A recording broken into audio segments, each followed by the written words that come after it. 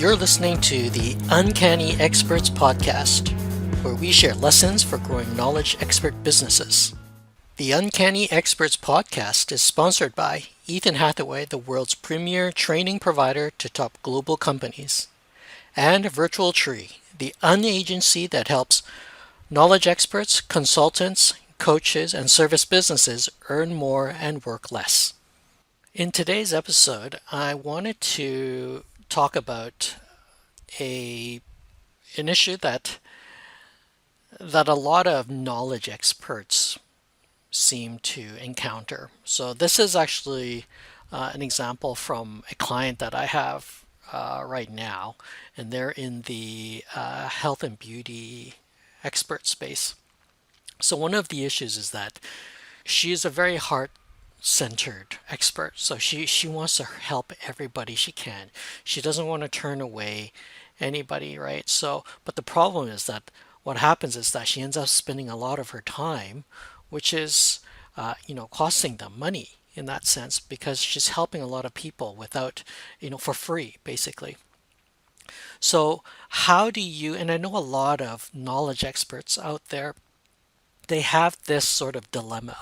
You want to be helping people, as many people as you can, but you got to balance that thin line between charging people for money for your expertise and helping people. You don't want to turn them away. So what do you do in these situations, right?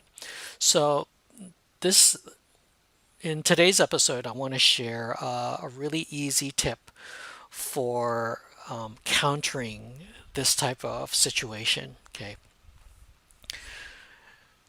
so when it really you just want to collect very common questions that people come to you and ask you about all the time. And whether you record a video or you record an audio or you just write it down as a blog post, whatever you feel comfortable with, that's basically giving you exactly what you should be covering in terms of a content piece, okay?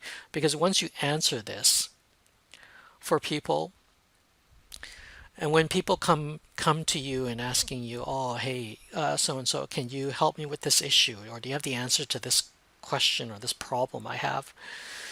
And if you don't want to turn them away, and maybe they don't know you, it's just a very simple question to answer, or you can address the issue at a more superficial level without delving into too much details, then it makes for a really great content piece.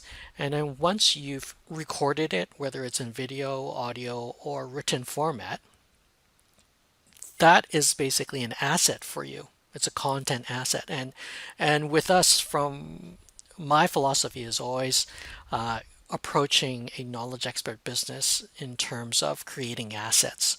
So it's not about getting on what I call the content production hamster wheel, where you kind of feel like you're constantly having to pump out content on a daily basis. You don't have to do that.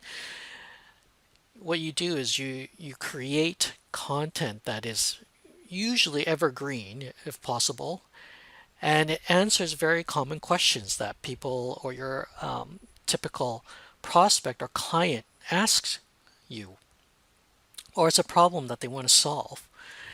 When you address it, you will never have to turn a person down ever again. If you don't have time, maybe, if it's a knowledge expert business, because the business is centered around you so much, your time is very limited, right? And despite the fact that, a lot of, well-intentioned knowledge experts want to help as many people as possible, you have to manage your time a lot better, right? So balancing that dilemma of not having to turn away people yet helping them, when you have somebody come up to you and ask you this question and say, oh, you know what, Jack or Jane, I I can help you with that. Just head over to this video or listen to this audio or head over to this URL, this blog post I wrote, and it answers your question exactly. So now in this situation, you have helped this prospective client, or you helped this person, and you didn't really have to spend a lot of time with them. Okay. So that's why we see it as an asset. And this is one really great way. And it really just helps drive, your content strategy. It tells you what to kind of content to create. You don't have to guess, or you don't have to think about it. You're just basically answering questions that people are always asking you anyways, right? So when you go about this situation like this, it will save you a whole bunch of time.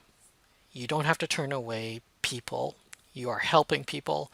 Basically, all parties are happy. So I hope you found today's episode useful. If you did, I hope you just subscribe to the podcast or subscribe to our channel. And if you have any questions, you have anything that you'd like to address for your own business, please feel free to contact us or drop a comment down, your question down in the comments.